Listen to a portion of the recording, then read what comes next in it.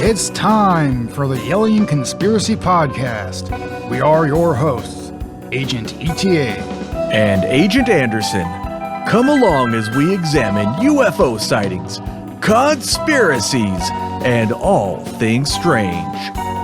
You can follow the show on Twitter at AlienConPod. We also have an email address, alienconpod@protonmail.com. We would love to hear from you. And don't forget to check out all of our other wonderful links in the description on Linktree.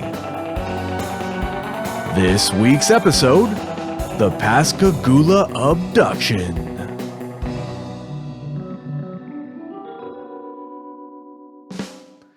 This is a pretty good one. We're getting caught up on abductions here because we haven't done a whole lot of them.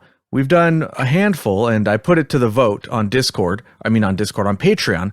By the way, you can support the show on Patreon. We got a couple different tiers here, but my choices were another from the files of Project Blue Book, getting 20% of the votes. Strange Sounds got 20% of the votes, and the Pascagoula Abduction, which got 60% of the votes. So people want to hear about these abduction experiences. And that's, by the way, anybody listening, the top tier. If you are the top tier Patreon, you get to vote on our next topics. You get to help us choose from a couple that I'll put a poll on there. So from stuff that I pick, you guys get to help us decide the next topic. You know, there'd be usually have been doing like 2 choices, but I think I'm going to try to up that to 3 choices each time to see. And the way that works is I try to do a vote at least twice a month. So that you guys have a chance to vote on stuff. But sometimes, like last week when there were the holidays, we don't always have the chance to put the vote up. So it doesn't always work out. But my goal is at least twice a month minimum. And so far we have met that for sure since we've done the Patreon. All right. Well, let's get into. Oh, wait. Before we get into it, I just want to mention I recently started an Instagram, but I'm not going to even say the name of the Instagram yet. I think it's AlienConPod or whatever, but I'll put the links somewhere eventually, probably in the link tree. But I haven't actually put anything on there yet. I'm still sort of trying to figure out the interface. It's very, very different than Twitter. So there are similarities like hashtags, but other than that, I'm like, reels? What the heck's a reel? I guess short films, I guess. But nobody uses reels anymore. It's all digital nowadays. But anyway, so yeah, I'll get that rolling eventually, but just wanted to mention that, throw that out there, that we will be having an Instagram at some point. I don't know what that point will be. Anyways, let's get into it. The Pascagoula Abductions. You get a chance to look into this one, AGETA? I didn't get the greatest chance because my internet was down for most of the day here, and hopefully it doesn't go down again because it about 10 minutes before we started here, it went down again for 3 minutes and then it came back up. So I got lucky here, I think. Mm-hmm. So I got the gist of the story though. I mean, I understand what they claimed happened and stuff like that, so, but it is a very interesting story, Yeah. It's I kind of like these abduction stories because sometimes just seeing a UFO, whatever, yeah, it's great and all, and sometimes it could be by a lot of people. Sometimes it could be by just a couple of people, but the abduction stuff is a little bit more interesting to me just because of what they describe and what they went through, and what they claim that they went through at least, Yeah. All right. So the events we're talking about were on October 11th, 1973. Charles Hickson, aged 42 at the time of the events, and Calvin Parker, aged 19, were fishing off of a pier on the Pascagoula River in Mississippi around 9 p.m. And geographically, I guess, this is pretty close to Biloxi, Mississippi. That's sort of the area they're in. While they were fishing, they heard a strange buzzing sound from behind them. They turned around and saw a 10-foot wide, 8-foot high, glowing egg-shaped object that had blue lights on its front. And I saw that description, egg-shaped. Maybe we'll talk about Epstein some other time, but it was hovering just above the ground, about 30 or 40 feet from the riverbank. Now, when they turned around and they saw this thing, the men just completely froze in fear because, I mean, come on, that's got to be fairly unexpected, right? Oh, yeah. So as they were watching it, they saw a door appear on the object and were even more surprised to see 3 strange beings exit the craft and float over to where they were. these beings were described as being about 5 feet tall, having bullet-shaped heads. They didn't really have necks. So like the drawing, there is a drawing of them. And if you look at the drawing, it looks like, yeah, just like the head sort of goes straight down to the shoulder. There's no like sort of indentation where you'd expect for the neck. It just looks like just a head stuck on the shoulders, basically. So they had bullet-shaped heads, no necks. They had a slit that could have been a mouth, and they had these thin conical objects sticking out of where you would expect to see a nose and the ears. And they didn't have eyes. So the objects that were sticking out were sort of like carrots or sort of like spikes or something. But in the picture, like they're all the same level. So you would think maybe the nose might be a little lower level, but they look all the same level in the drawing that you can find online, sort of a sketch. So it's sort of weird looking. It's kind of hard to describe it, but I guess that's the closest you can get with words. So the beings had no eyes, and their skin was gray and wrinkled, sort of like a mummy. And their feet were round, sort of round shaped. They didn't have toes, but they had round elephant-shaped feet. They had unusually long arms with claw-like hands. So they floated over to where the men were, and they seized them. Now, when they were floating, their feet didn't move or anything, which is strange. I mean, they have legs, but they didn't use them. They just sort of floated over. So they got over there, and they seized Hickson. And when they placed their claw-like hands on him, he became numb all over. And then they floated into the UFO, into a brightly lit room. Where there was apparently no furniture anywhere. It was just a brightly lit room, and the only thing, I guess, was a screen-like device on the wall, sort of like a flat screen TV.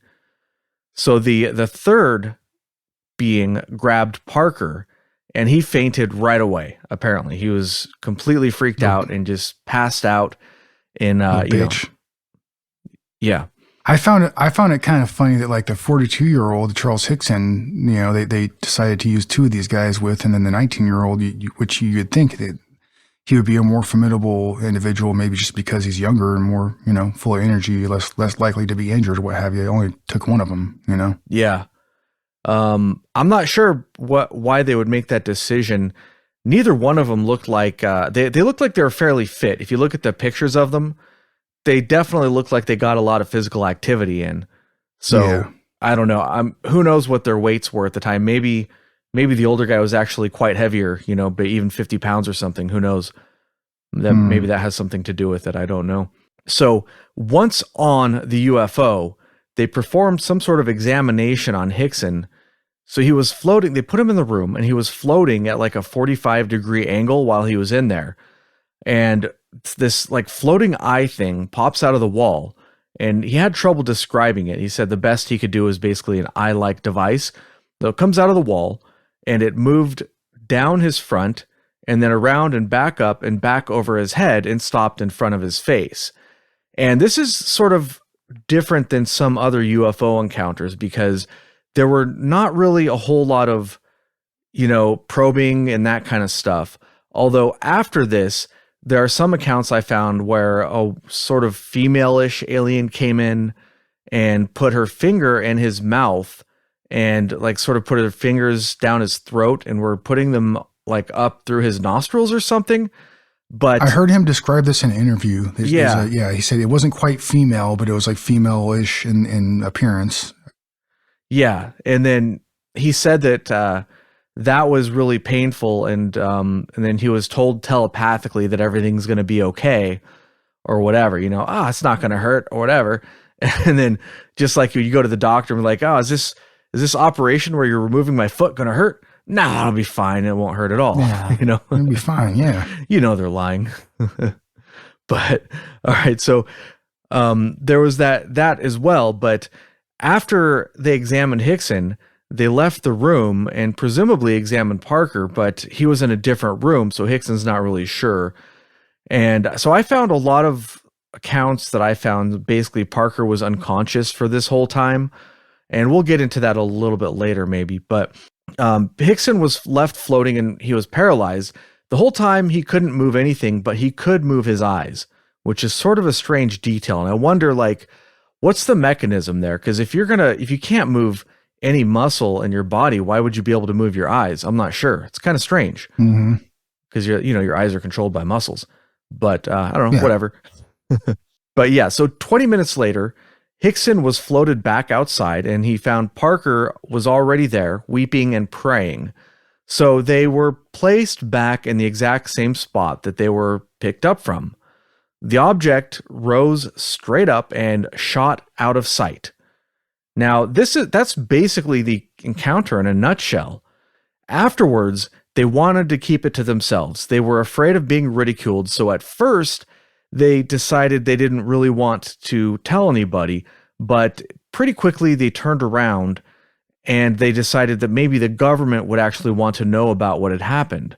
So they called the Kessler Air Force Base in Biloxi, and they told the two to actually report it to the local sheriff. So they were thinking about that, and they decided, well, let's go to the newspaper first, because they were afraid that the police wouldn't take them seriously. So they went to the newspaper office, which was closed. So it was closed. Because of that, they did go to the sheriff's office and told the sheriff their story. After hearing their story, the sheriff put them in a room by themselves. And the room had hidden microphones in it, like voice-acted microphones, I guess. The two men didn't know that. They were actually recorded the whole time, and they had no idea that they were being recorded. Now, the sheriff's idea was that he was going to put them in the room and let them talk amongst themselves, and that would reveal that the two were hoaxing the event, right? They would, align their stories, make further plans, and just talk about the hoax in general. Much to his surprise, they didn't do that at all. They talked about the event. So, for example, here's a quote from that recording. "Jesus Christ, God have mercy. I thought I'd been through enough of hell on this earth, and now I've got to go through something like this. See? But they could have, I guess they could have harmed us, son. They had us. They could have done anything to us, but they didn't hurt me." Which is, so he's talking about it still as if it's real, even though they don't know that the police are listening to them and they don't know that they're being recorded. Now, the fear in his voice on this recording convinced the police that the two were being genuine, that they at least believed what they were saying. Whether or not that's what happened to them is anybody's guess. So the story very quickly went to the local press and then was picked up by the national press and became major news across the nation. They had a couple of prominent investigators, one from APRO, or the Aerial Phenomena Research Organization, was sent, where they sent James Harder to investigate. And this is a strange detail. I found that a couple of different sources said that J. Allen Hynek also went to investigate, but it said he was representing the Air Force. Now, I found this strange because Project Blue Book was closed in 1970. Technically 1970, but kind of more like 1969. They were shuttered down. It was only a technicality. But this is in 1973. So what's he doing still working for the Air Force? It kind of makes you wonder, did they still have a secret project going for a few years there until 1973, when in 73, actually, Hynek started his own organization, which is a whole nother story. But that's just sort of a weird little detail, and I couldn't really verify that. I couldn't verify what Hynek was doing during those years between 70 and 73, other than his academic stuff. So who knows? Maybe, maybe he was still working for the Air Force. Maybe they still had something like Project Blue Book. Well, we know for a fact that they did. We just don't know what it was. So maybe he was working for whatever that was. But, excuse me. But that was just sort of an interesting detail that I found in the case that I tried looking to see if I could find the file written by Hynek or Harder. I was not able to locate that, but maybe if I had more time, I could. But there has to be some sort of investigation file if they went to, interview witnesses and stuff. That has to be out there somewhere. I don't know. Did you run across that at all, Agent ETA? No, I didn't see any of that. So apparently the two interviewed the witnesses, and Harder hypnotized them, but had to cut the session with Hickson short because he was too frightened. I guess he totally freaked out under hypnosis. And overall, Hynek believed the men's story, saying there was definitely something here that was not terrestrial. which again is pretty strange. Hynek is a strange character. He's gone back and forth between skeptical viewpoints and being a total believer. And even some of his quotations when he was sort of on the UFO bandwagon after Project Blue Book closed down, you know, he's writing books and he started his organization. I think it was QFOS.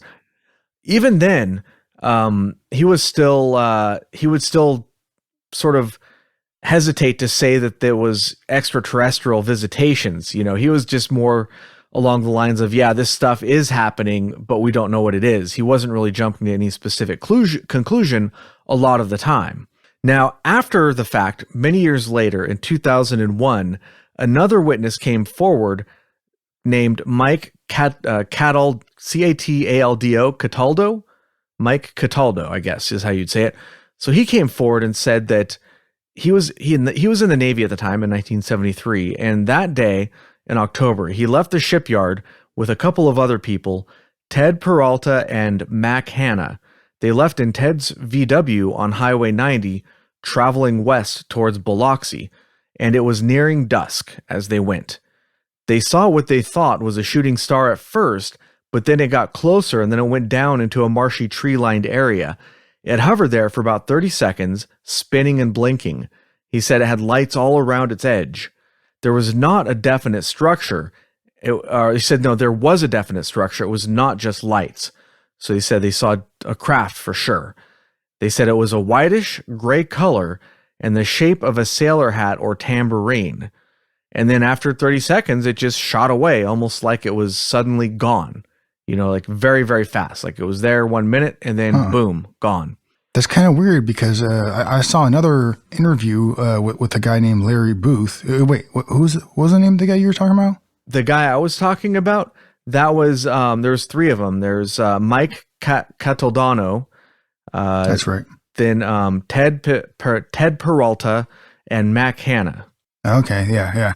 So that's very similar to the description that I heard from a person that lives in Pascagoula, and his name was Larry Booth. He seemed like an older gentleman, maybe about retirement age or so, maybe, you know, between 55, 60. They didn't say his age or anything in the interview, but he did describe basically the exact same craft. He described a floating craft above like the streetlights a little bit out in the distance. And it had lights all around the perimeter of it. It had a dome at the top where there was light shining out of it.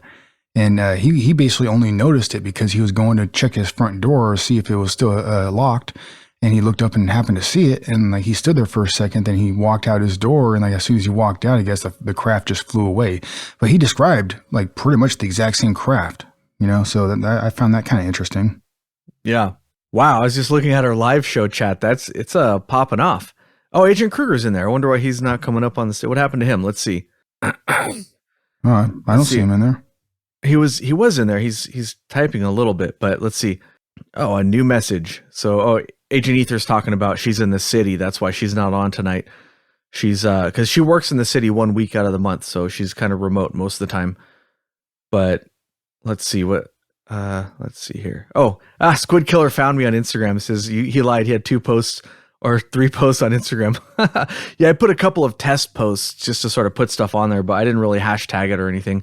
So it's just sort of like, you know, whatever. I'm surprised you were able to find me without me actually. I guess it's probably not that hard. I probably used Alien Con Pod on there, so I suppose that's not that hard. I got to read through these comments here just to see what's going on in the live chat. And Denny says, greetings, agents and other keepers of the strange. Agent Kruger posted a bizarre picture of fingers with hands on top clapping. I don't know what that's all about. All right, some weird stuff going on in the live chat. Oh, okay. Agent Ether says that he's at work right now.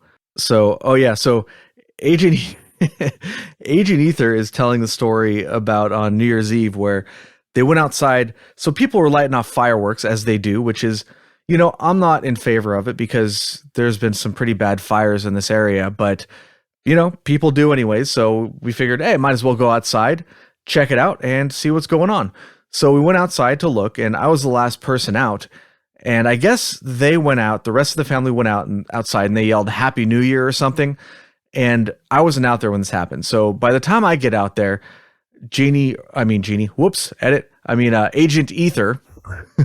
Agent Ether says, "Hey, that neighbor was sort of yelling at us a little bit." I'm like, "Really? That's weird." So then I go out there, and then the neighbor sort of peeks her head around, is 2 houses down, and says, "I'm calling the cops." I'm like, what? On what? On what, madam? What are you calling the cops? We're standing in our front yard looking at the fireworks. It was so strange.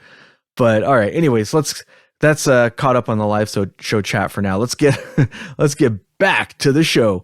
So that was one sighting. So after that sighting, we're talking about Mr. Cataldo, C-A-T-A. I don't know why can't I say that name? It's not that hard.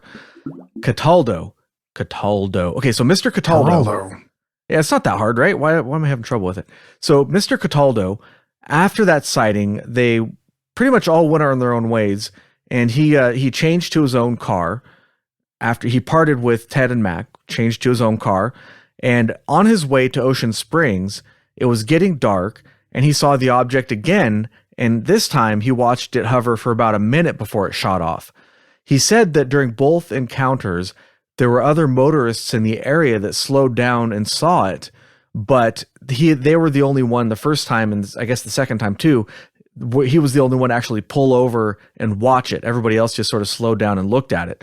Now, this is interesting because my strong belief is that there are far, far more witnesses out there than actually report stuff. I think almost everybody has seen something at least vaguely strange. And I think that the number of UFO reports that have gone unreported, I should say, is numbers in the tens of thousands at the very least. And I can say this from my own experience because, like I've talked about before, for example, one time we saw a strange thing over Fullerton, California, and we didn't report it. Nobody else reported it either. I was about to see something on the news about it, so somebody must have reported it. But before the news report came on, my mom changed the channel. And this is back in the day where you couldn't rewind. There's no TiVos. There was nothing. So unfortunately, I didn't get to see it. Years later, I did see a picture, and I'm pretty sure it was a lighted blimp. That's kind of what it looked like. But the interesting thing about that sighting was that we were in a very busy part of town. Tons of people saw this. Probably thousands and thousands of people saw this all over the place. We're talking about the suburban sprawl, in the LA, greater LA area, essentially. And nobody really did much. They all sort of looked at it and went on their own business. People were pointing. Some people looked startled. I know me and my friends were kind of freaked out, and we're just like, let's just go back inside and ignore what we just saw, pretty much is our reaction to it. So that's just, one example. Based on that and some other stuff I've seen, I think that most of this stuff goes unreported, but who knows? At least most of the witnesses. But maybe some of those other witnesses will come forward at some point. 73, it's not that long ago. A lot of them still are probably around, hopefully. So maybe we'll get some more witnesses come forward and say, yeah, I was there. I did see that strange device. I was driving by. But on the other hand, what are the chances that, one of those people will actually listen to this show? But if you do, go ahead and report it. Maybe record it to New Fork or one of the other places you can report it to. Let's see. Okay, where was I? Let's see. So anyways, yeah. So he said he doesn't know if it was the same craft that he saw before, but he said that the second sighting was in approximately the same place as the Pascagoula abductions. It was approximately the same place and time as when they got abducted. So that could be, he could have saw the craft actually as it was going to abduct these two people, which is pretty interesting if we do have a corroborating witness. Who knows? But that, I find that fascinating that that's a possibility. All right, so there was also testimony sort of from an officer, a police officer, but they wanted to remain anonymous. But they said that during that night when the two were abducted, they got about 50 phone calls reporting UFO activities in the skies. So apparently this thing was zipping all over the place. Now, if 50 people called into the police station, you can bet that a lot more people saw it and did not call in. But Who knows? What I would like to do is to see, I don't know, I wish I had more time for each of these cases. It would have to be like a bi-monthly show if I did all this stuff. But it'd be cool if we could call that the police department there and see if you could actually get the records of those call logs. Would they even have that anymore? I don't know. But that would be pretty cool if we could actually get that evidence, even just the call logs, just a simple, this person called at midnight to report a UFO. And if we had a call log with 40, 50 of those in there, that would be very important corroborating evidence, I think. Very important. But I was unable to find that. I did look for it a little bit, but I couldn't find it. I think you would probably have to call the police station directly, and I doubt they would still have that in their archives, because that's kind of a long time ago to keep that much paper. Yeah, I would kind of doubt it. Yeah. So there was also sightings a day before the abduction. 15 people reported seeing a large silver UFO slowly fly over a housing project in St. Tammany Parish, New Orleans, Louisiana. Now this, I looked on a map, is about 70 miles away, give or take, but it's not that far. You look at the map, it's like right there, right next to the Biloxi area. It's pretty much a straight shot right over there. So it's kind of interesting. It may or may not be related, but I mean, when you have these mass sightings over a couple of days, you have a bunch of people all reporting a very similar object. Could be related, It's hard to say that it wasn't. Now, after the events, they did go on to take a lie detector test. Which one of them? I think it was it? Didn't they both take it? Yeah, but one of them, I think it was it Parker that said that. I should have wrote this down, but one of them said that they wanted to take a lie detector test to sort of prove that they were not lying, and they took it and they passed. But yeah, we've talked about on the show before about how I don't put too much stock in that, but it's still pretty interesting, and it still does support the idea that the two believed what they were saying. They definitely felt like they were telling the truth, according to not just the lie detector test, but a lot of people that they interacted with, whether it was the police or the two people from those organizations, Hynek and what was that other guy, those guys that interviewed him. I mean, people think that they were telling the truth. Mm-hmm. So there was that. So do you have anything else to add before we move on, Agent ETA? No, I think you mentioned everything I took notes on as far as that goes. All right. So I found a recording of the actual police interview. There's the recording out there. You can find it. It's on the internet. It's available. And I was hoping to sort of, it's an old tape recording and it's very, very noisy. I have a really good restoration software. I have Isotope RX10, but so I was hoping to sort of restore it and make it more easy to listen to, but I don't really have a lot of skill in that department. That's not really what I do. It would have taken all day to get something usable. It's like really, really bad quality. So unfortunately, I didn't end up using the recording for this show, which I was kind of hoping I could do, but maybe I'll figure that out and do it as like a bonus content thing or something. But the recording does have a transcript, which I am going to, let's see. Let me put that. You want to read this with me, Agent ETA? I'll put a link in the maybe in the live show chat, and we can go through the transcript of the police interview, because the way they describe this stuff is pretty interesting, I think. And it's, I don't know, like I always say, it's more interesting to go and look at the original witness statements than it is just to hear somebody's opinion about it, right? So let me see. I got this on my Chromebook, but let me pull up the link here so I can send it in the chat. It's on NICAP or kneecap as we call it on this show. Diamond's going to hit the sack. Night Diamond, thanks for joining us. Hope to see you next time. Thanks again for the video edits. Diamond started putting some little videos. I have to ask him where he got this from, but with our YouTube, he's doing some YouTube stuff for us. And on the last video he did for the Allagash abduction, I always say abduction, I don't know why. For the Allagash abduction, he made like these little short clips to go in there in a couple of points. It's kind of neat looking. It's like an animated thing. It's obviously animated, but it kind of a little more interesting than just our logo the whole time. But all right, did you get that link, Agent ETA? Yeah. All right, so if you look, it's got a picture of Charles and Calvin there sitting there, and I was looking, dude, Charles is only 42. He looks pretty rough for 42. A little bit. He's definitely going bald. He's must work outdoors. And it starts off with a quote: "I can tell you here and now, and God is my witness, and I believe in God, that when I die, I'll tell everybody what I saw, and it'll be the same story." So there's one thing to mention is that Hickson, his story stayed pretty consistent throughout the years. But Parker, the younger one, he did go on to do like a lot of the UFO circuits, a lot of interviews and a lot of that stuff. And people pointed out that his story did change over the years. And in fact, at one point he did claim some things like being able to like having visions of the future and stuff. Like his stuff sort of spun more and more over the years. And a lot of people point to that as evidence that he was hoaxing the whole thing, which I'm not really convinced that that's the case. I think it's more along the lines of, this thing happened to them. It was international news. So of course people are going to offer them money for their stories. And it's not like we're talking about Bill Gates here.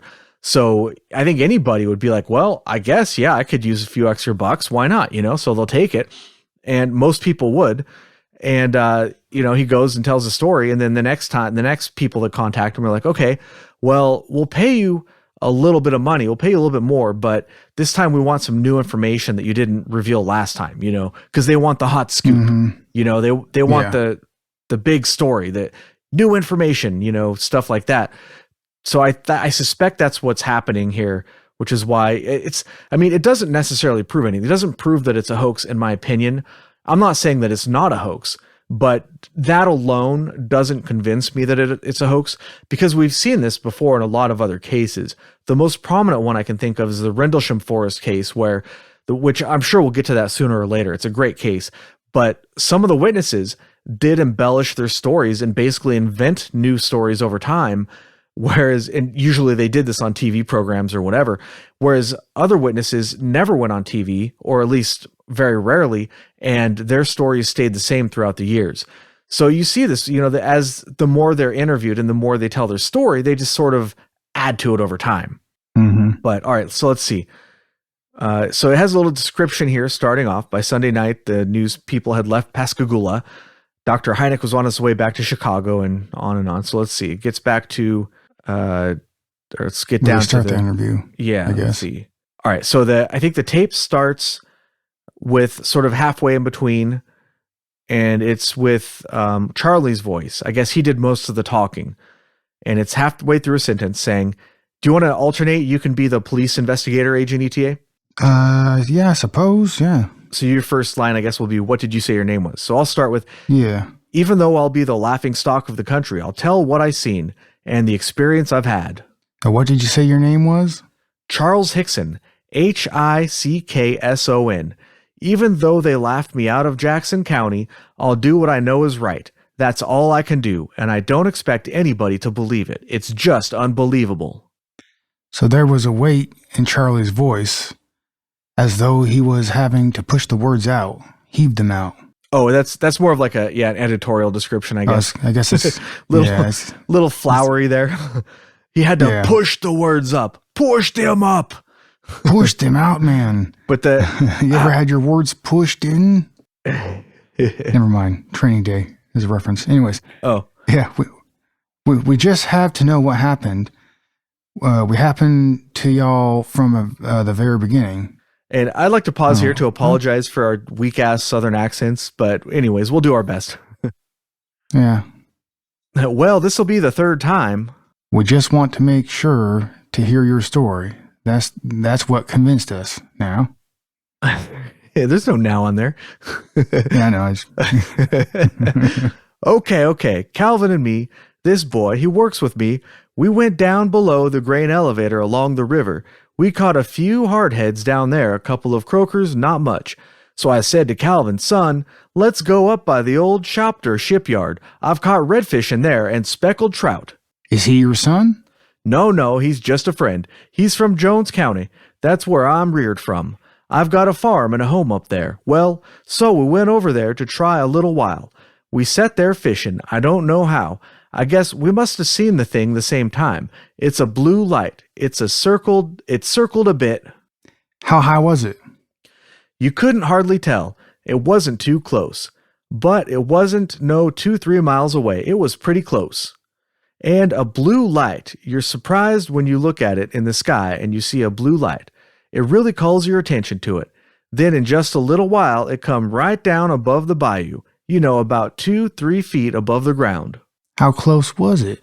25-30 yards, but it might have been 35-40 yards.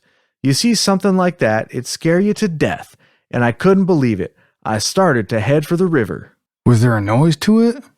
A little buzzing sound. Just like that, that's all. Wasn't any back blast or anything. And you think you're dreaming about something like that, And I started to hit the river, man, and Calvin he went hysterical. What's Calvin's last name here now? It doesn't say that. It's Parker, Calvin Parker Jr. He got his father's name. And then it says there's a pause, and then Charlie continues. So we was right on the river. It didn't hit the ground. It hovered. And all of a sudden, right in the end of it, this opening was laid up there, and 3 of them just floated out of the thing. They wasn't on no ground. They didn't have feet here there now? No, I just want to point out that ETA is embellishing his part of the transcript a little bit, just so you know. I draw my inspiration from the Dukes of Hazzard. And from playing Red Dead Redemption. Oh, yeah. To be honest. No, they didn't have no toes, but they had feet shape. It was more or less just a round-like thing on a leg, if you'd call it a leg. I was scared to death. And me with a spinning reel out there, it's all I had. I was so scared. Well, you can't imagine. Calvin Dunn went hysterical on me. Then what happened? They walk on up to you? They just glided up there to me. Then one of them made a little buzzing noise, and 2 of them never made no noise. What kind of noise? And that's actually in the transcript, by the way. It has uppercase Z's, then lowercase Z's, then an uppercase, then lowercase, then uppercase. So I'm just being accurate to the transcript. It sound like a machine? Yeah, like that. It might have been contact in the others. See, I don't know. By then, I was so damn scared, I didn't know anything. And 2 of them just floated around behind me and lifted me off the ground. By your arms? By my arms. With their pincher things. They must have done something. I just raised off the ground. Well, they didn't use no force now? No force. No? They didn't hurt me. I didn't feel nothing. How was your body doing then? Buddy? The buddy? Your body, boy. The buddy. He just passed out on me. Oh, your buddy. Yeah. He just said buddy. Never mind. He just passed out on me, and they glided me into that thing. You know, how you just glide somebody. All of us moved like we were floating through air.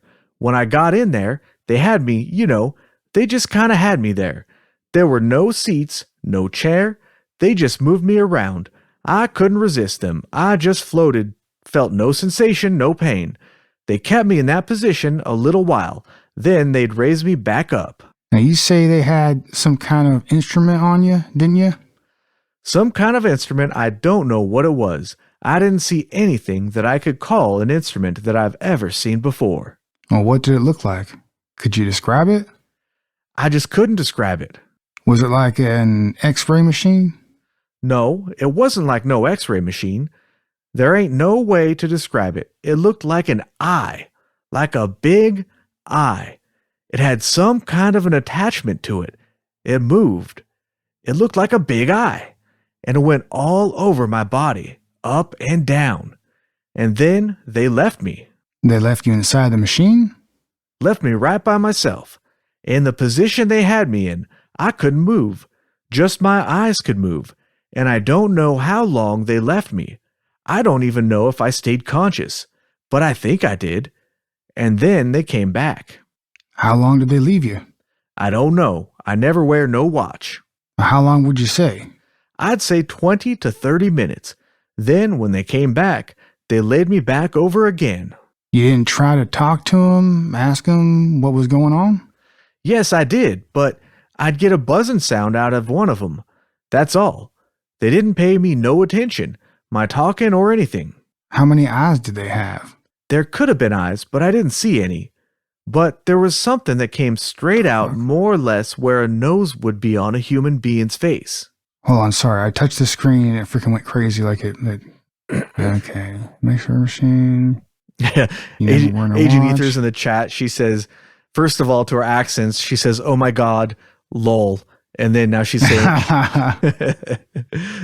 saying, "Ew, creepy." Yeah, that is pretty creepy. Like if you look at the pictures and these things, they don't look like robots according to the descriptions. They we didn't spend too much time on the descriptions, but man, they have like mummy skin and they look, I don't know, these things are really weird looking. All right. So the last little paragraph you said that, what was it, ended on a human being's face? Yeah. And then next up for you, I think, is they have any hair. Yeah. Oh, well, they having a hair now? I don't know. I just swear I don't know. That's blank in my mind. You looked at them, didn't you? Did they breathe?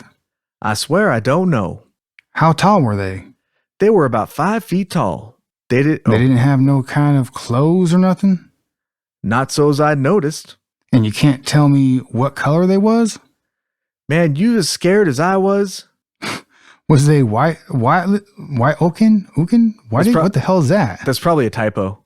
Okay. Well, all right. Well, I'll just read it how it's spelled right here. Yeah. Was they white oaken, pale, blue, green? I think it's supposed to be looking. Yeah. Best I remember, they looked pale like to me. Wrinkled skin? It might have been. It looked kind of like a skin fit. They might. What does that mean? A skin fit? I don't know what a skin fit is. Like either the skin is fit on them, like that's kind of creepy, dude. Like the skin is wrapped on on top of something else, maybe, or maybe like the skin itself is like throwing a fit. I don't know. I don't like it either way. I don't like that one bit. All right. It might have been. It looked kind of like a skin fit. They might have had something on. They might not have. I don't know. You say below the nose there was an opening? Like a slit, and I never saw that opening move. And they had something on each side of the head that resembled ears, but didn't look like ears that we know. And the head, I didn't see any neck. It looked like it just sat there on a body. Was this right after dark? It wasn't too long after dark. Well, why are you waiting till this time of night to go call us? Well, Mr. Fred, when I got out of there, I knowed nobody wouldn't believe me. I went by the Mississippi Press, beat on the door. This colored guy was sitting at the desk. Apologies, I'm just reading the transcript. That's a term that is offensive from what I understand, so apologies for that. I said I wanted to see a reporter. He said there won't be no reporter till morning. I thought about it again. If I call the sheriff's department, they won't believe me. If I call the police department, they won't believe me. Well, how'd you know unless you tried? Well, I apologize for that. That's my thinking. How much did you have to drink? I hadn't drank anything, but in the 45 minutes to an hour before I called you all, I did drink. I had to settle my nerves. I just about went crazy. And I gotta get back and let my wife know. She's probably hysterical now. Your wife's all right? You remember leaving? Leaving where? The ship, when they put you out. The only thing I remember is that kid, Calvin, just standing there. I've never seen that sort of fear on a man's face as I saw on Calvin's. It took me a while to get him back to his senses, and the first thing I told him was, "Son, ain't nobody gonna believe this. Let's just keep this whole thing to ourselves." Well, the more I thought about it, the more I thought I had to let some officials know. What they do after they let you go? There was a buzzing sound, and it was gone. Can you describe the vehicle?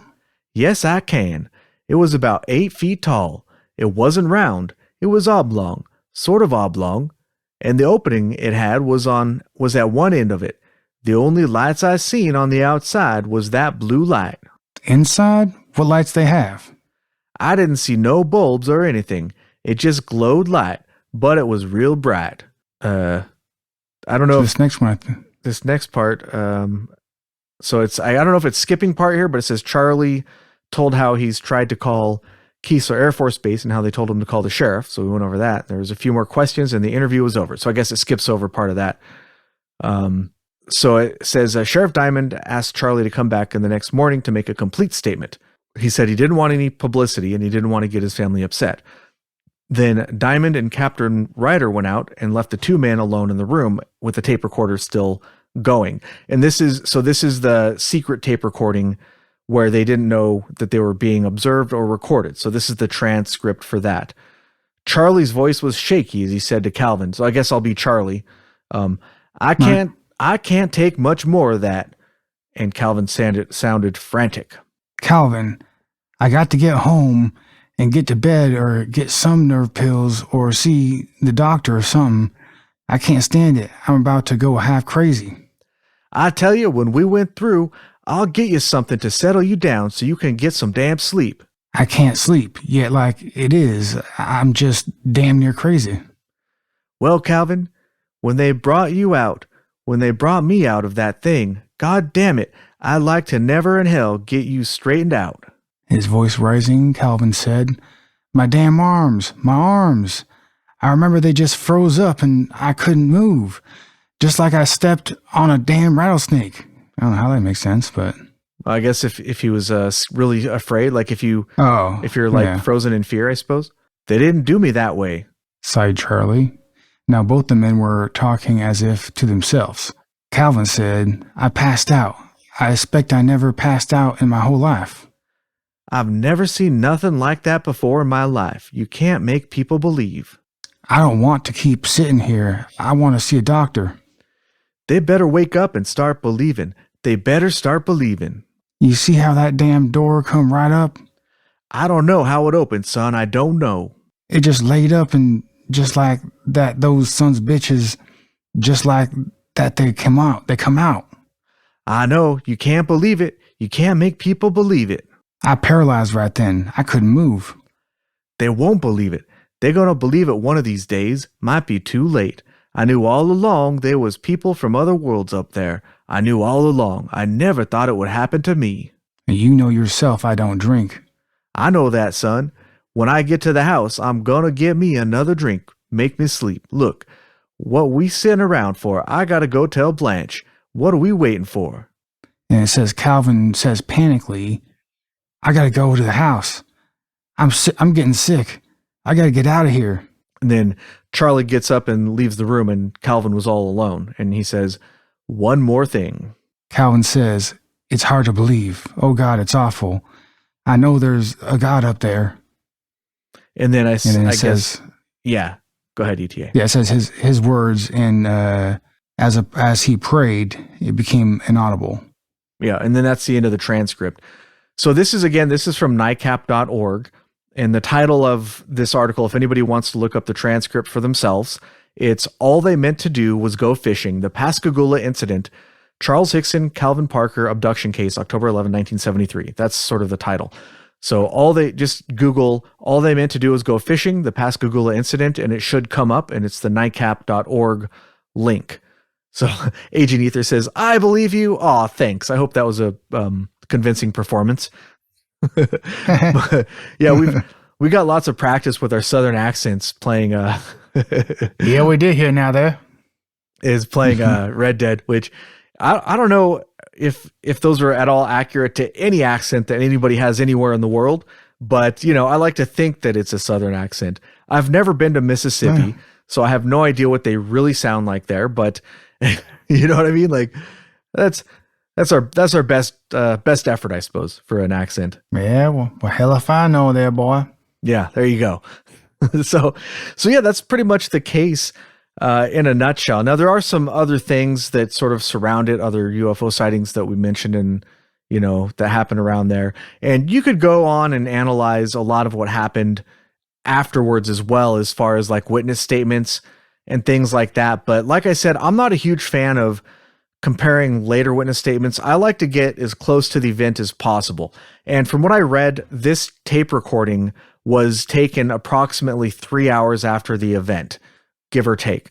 Now, that recording, like I said, that recording is available online, and I'm thinking like I want to try to figure out how to clean it up a little bit, because it's really noisy. Like, it's kind of hard to hear what they're saying. It's old tape, and it sounds like old degraded tape.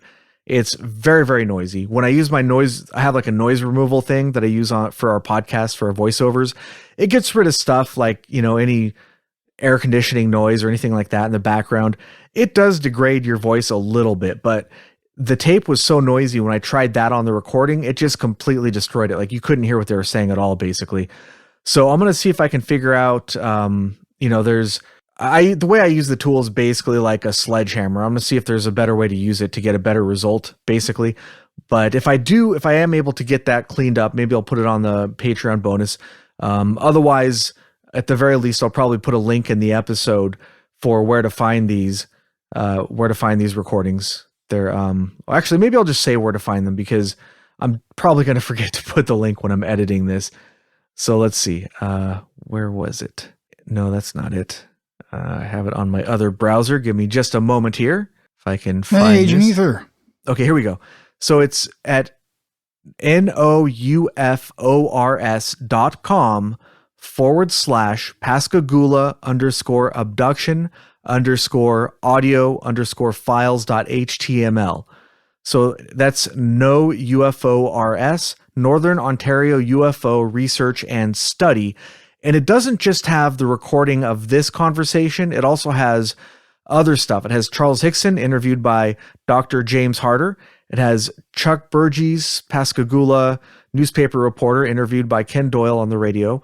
It has the Pascagoula Sheriff, Fred Diamond, comments on the Hickson Parker abduction investigation. It has another Fred Diamond recording being interviewed on the radio. It has a bunch of stuff on here that, it would take I don't have anywhere near enough time to listen to all this stuff, unfortunately. But, even though you can find this stuff online, I really wanted to see if I can clean up this recording to make it easier to listen to, because it's not easy to listen to in its current form. But either way, that's... Yeah, it's listen to, and you guys are doing it either.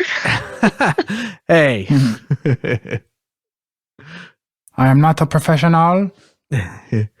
Zing. So I guess Agent Ether joined us on the live show here. Welcome, Agent Ether. I was an admin, so I raised my hand, and I think it put me on the stage. Yeah, you have that power as an admin. There's only 4 admins on this Discord server, and you have the power. Yeah, I just wanted to say, I don't want to believe these people. I don't like abduction stories because I don't want them to be true. They're so creepy, and the fact that there's 2 people and that they're corroborating each other's story, it lends some credibility to the whole thing. Yeah. Yeah, and the fact that they were. Oh yeah, sorry, ETA. Go ahead. So I think I was about to say the same thing you were about to say. Is that the fact that they were left alone in that interrogation room and they didn't know that they were being recorded? Yeah, exactly. That's quite credible right there. We're gonna say it's different too. It's a different description for different. Have there been? Do you know if there's been any similar descriptions for that type of alien? I have seen descriptions with similar to the hands, like the pincher or claw-like hands, but I haven't seen. I'm not aware of any descriptions that match this particular type of alien or robot or whatever the hell it was. It's so weird. It's unique. Yeah. Incredibly weird. Yeah. I wouldn't be surprised if there's other similar accounts out there, but not that I know of. Yeah. But yeah, it's super creepy. And the fact that they were talking about it and being recorded without knowing it, to me makes it a lot more believable. At least I believe that they believe they're telling the truth at the very least. Right. So, yeah. I don't know if maybe it was some kind of hallucination, maybe who knows what happened. The problem for me with abductions is that it's so far outside of any sort of experience that I've had.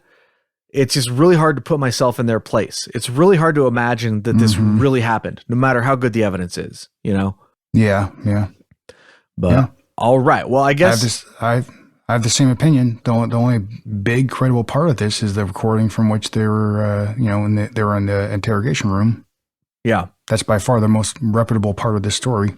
Yeah, by far. And we have some corroborating witnesses that, potentially came forward years later that saw the UFO. We had witnesses seeing it, the day before their UFO sightings. There were witnesses calling into the police department. This seems like a legitimate UFO sighting. I mean, it's hard to dismiss at the very least. Yeah. Were you saying something, Agent Ether? I see your sound sort of popping off and on. No, it's just very creaky where I am staying. It is an old house. Oh, an old creaky house. Wow, that's scary. Oh, maybe there's spooky ghosts. Scary is it's like way up on this hillside, and I'm very nervous about if there's an earthquake because there's been a couple of big earthquakes north of us, up in like the Eureka area, closer to the border of Oregon. So in the back of my mind, I'm like thinking about the big one, and I'm like, of course I'd be in the city when it strikes in this house on top of a hill. Mhm. Yeah. This old creaky house. Well, at least you're on top of the hill, so when stuff falls down, you're going to be falling onto other stuff. So, the people below you will get squished more than you, hopefully. It's much better. It's pretty sheer. It's pretty sheer, and then down below, it's like a highway. Oh, really? So it must have a really nice view, at least. It does, yeah. You can see all kinds of things from the top. Oh, you can sweet. Even peek out. Yeah, you can even peek out and see the Golden Gate Bridge. Oh, that's awesome. Lean That's out. cool. Yeah. You have to send me a picture. But all Yeah, right. it's dark now, so I can't. Yeah. So, all right. I that's pretty much all I had to say about the Pascagoula abduction. Did either of you have, Agent Ether or Agent ETA, any final thoughts? I mean, that's all my thoughts on it. Agent Ether? I have nothing more to add to this conversation. All right. Well, I guess that wraps it up for this week's episode. Before we get out of here, I'm going to put a link in the description. There are books, or at least one book that's been written by which one was it? Parker? Calvin Parker, I think. He went on to write books. So. He has a website. He wrote at least one book that I saw. So I'll put a link to that in the description. Anybody who wants to take a look at that. Now, personally, because his story seems to have changed over the years, I'm not sure that it's like totally accurate. It might be a little embellishment going on there, or a lot. And again, like I said, he said that he started having like these visions. He would go unconscious and have these visions of the future and that kind of stuff. It seems a little sensational to me. So take it for what it's worth. I don't know, but if anybody wants to check it out, that'll be in the description. I haven't read it, so I can't really say I have much of an opinion on it. But anyways, that's all we got for you this week. That is an affiliate link. Your purchase helps support the show and doesn't cost you anything extra. Keep it strange.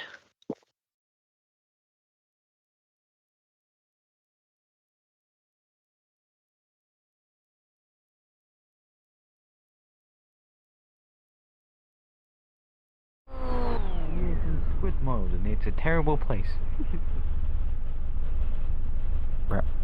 Oh, yeah, and it'd be great. It's even better for the bloopers if no one can even understand if you're even speaking or not. Think about it.